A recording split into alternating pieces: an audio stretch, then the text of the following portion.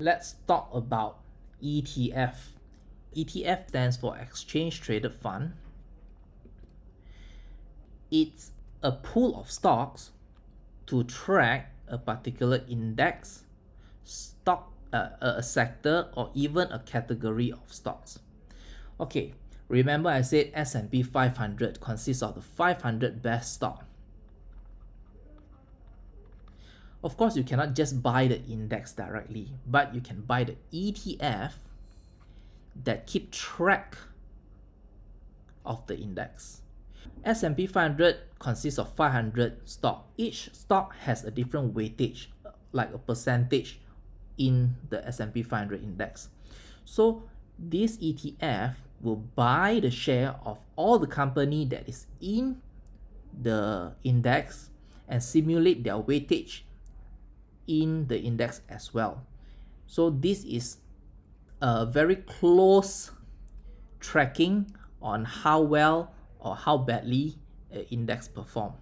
This is what we call an ETF. And for S&P 500, we have the SPY, we have VOO. All these are actually from different company. That's why you see different name. Of course, just take note for ETF, there's this thing called a expense ratio,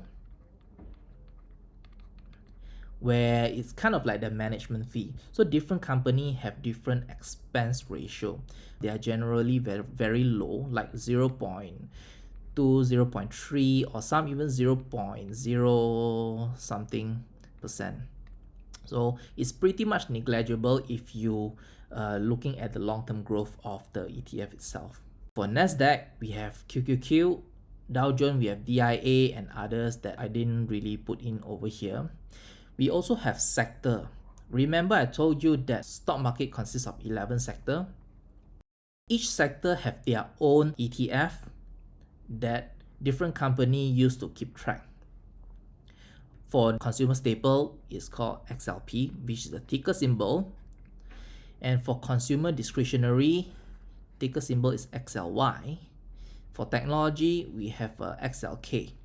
Total there's 11, which later on I will show which are the 11 ETF altogether. The way that we make money from the stock market, generally as an investor, we want the stock price to increase.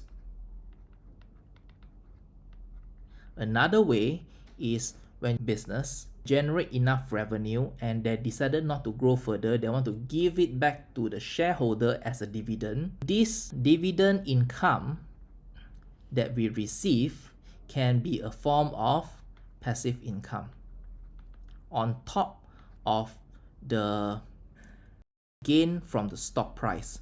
So certain investors heavily invested in dividend because they wanted to receive the dividend to be able to sustain their retirement life.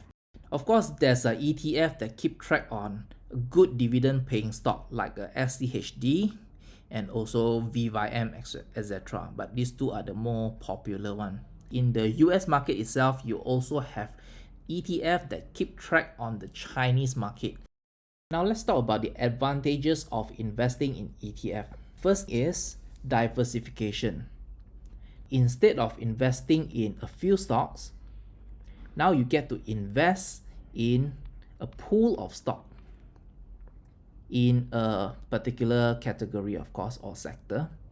Let's say you want to own 20 of the best technology share, but you don't have enough capital to own all 20.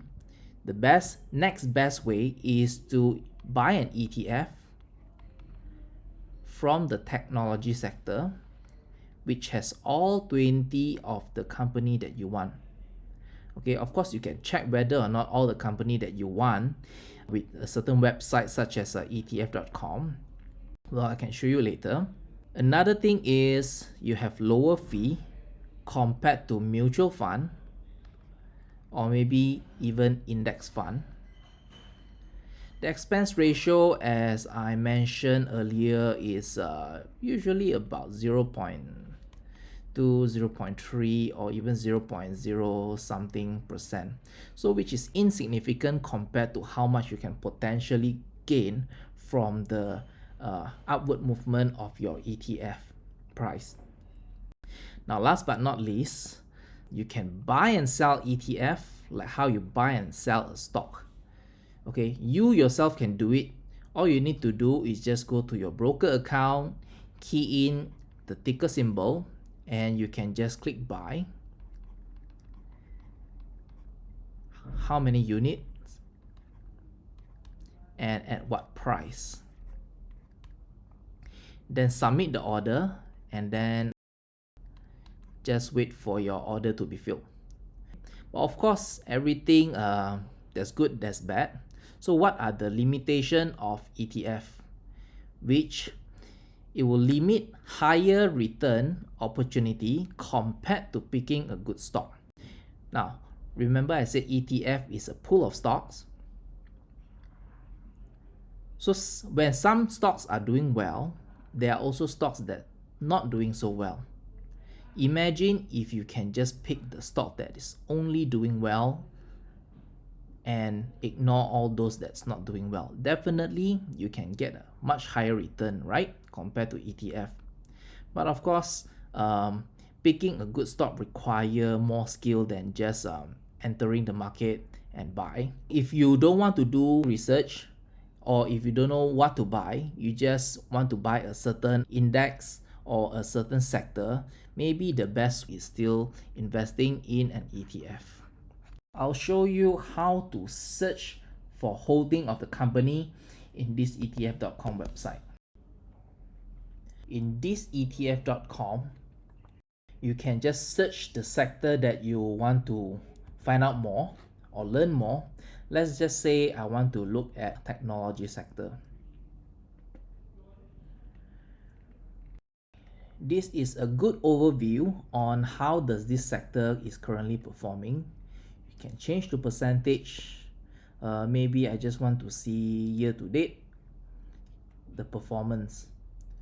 The sector is performing well because from the beginning of the year up to now, the technology sector has been outperform other sectors. Okay, but also don't just invest in technology sector because it outperformed other sectors.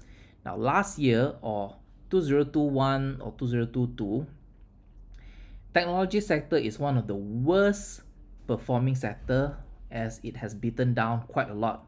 Remember cycle rotation, whatever that is beaten down, definitely it will have a time where it start to go out and shine. Okay, so this is a very good example.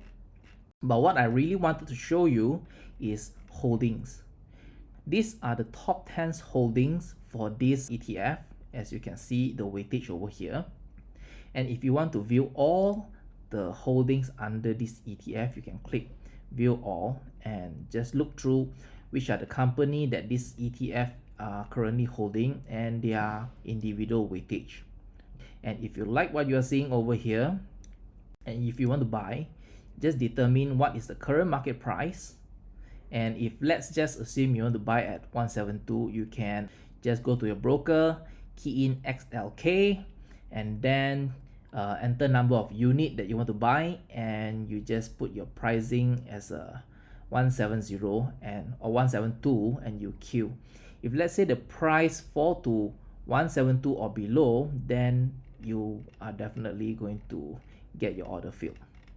But if let's say the price just go up all the way without going to 172, then definitely you might have to wait a bit longer or you have to adjust your price. Okay, on how to buy later on we will cover more in depth. So right now I'm just giving an overview on how are you going to search which ETF is for you and how to buy.